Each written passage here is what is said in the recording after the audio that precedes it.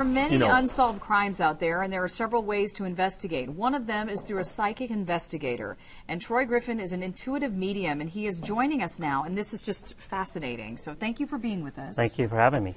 So this is an avenue. I know you're actually here in Southern California working on a particular case. I am.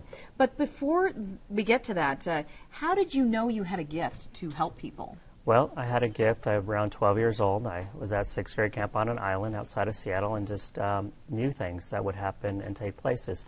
How I got into the business was I was at a friend's gift shop. Another intuitive came in and said, "Are you intuitive?" And I kept it in the closet for religious beliefs. And I said, "Yeah." She said, "I'm working on a case in the Bronx Police Department."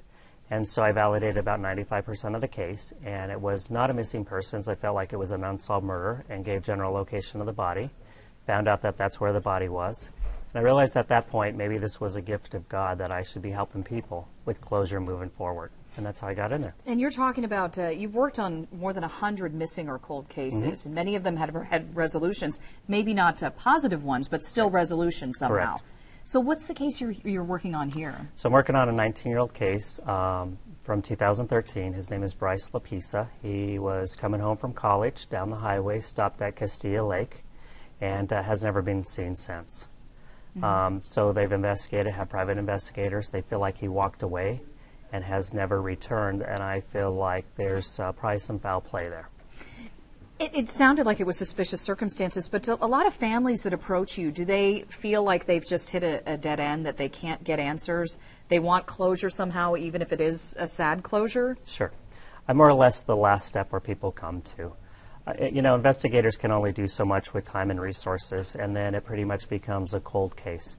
So people come to me looking for answers, whether it be a good outcome or a bad outcome. They just need some closure. So my job isn't to solve the cases, but it's help with clues, answers, maybe bring in more questions that weren't answered. So another set of eyes, but I see people, places, and things. So I bring that in. And how I reach people is I can tell you things about the person that's missing, whether it's clothing, their mannerisms, something about them, and then I know I'm connected. So how does it work then with you? You say you see people, places, and things.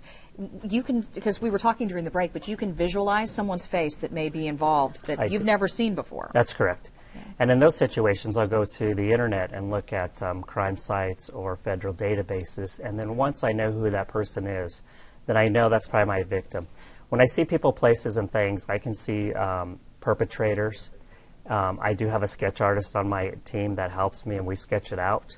And then we go through police records and stuff, see who's there, or we submit that information to the proper authorities. And for people who think that you were talking about how you don't make a lot of money from this. You do this more of a giving back thing? Right. This is my pro bono. This is my God-given gift, so I do it pro bono. So my work is doing medium work and helping people with other things. So I do this as giving back. I believe God gave me this gift. I'm a strong Christian, and it's just my way of giving back to those who are in need.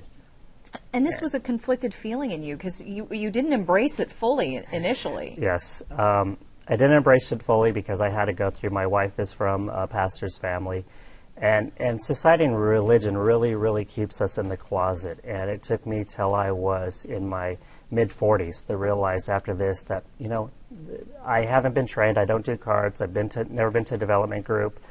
Some of that stuff, freaks me out. And so it had to be natural. Where did it come from? So I always pray before I work on any case, before I help anybody, and I always pray after.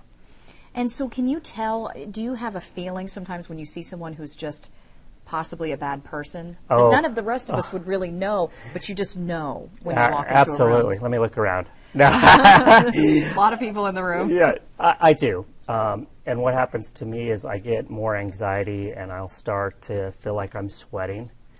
And you just know, we all have that intuition that we feel yay or nay. And for somebody, the hair on the back of your neck, that kind of a feeling? Exactly. And for somebody like, all of us have intuition, but when we tune into it, some of it's very strong. So I'm always on the stronger side. So it hits me really strong. Mm-hmm. And I never judge anybody without knowing them, but I have that sense first of what I'm going to be walking into if I want to go in there. Okay, well, it was a pleasure talking to you. Now, if people have any questions or information, what's your website? My website is www.psychicmediumtroy, so psychicmediumtroy.com. Okay, thank you so much. Nice meeting you. You too.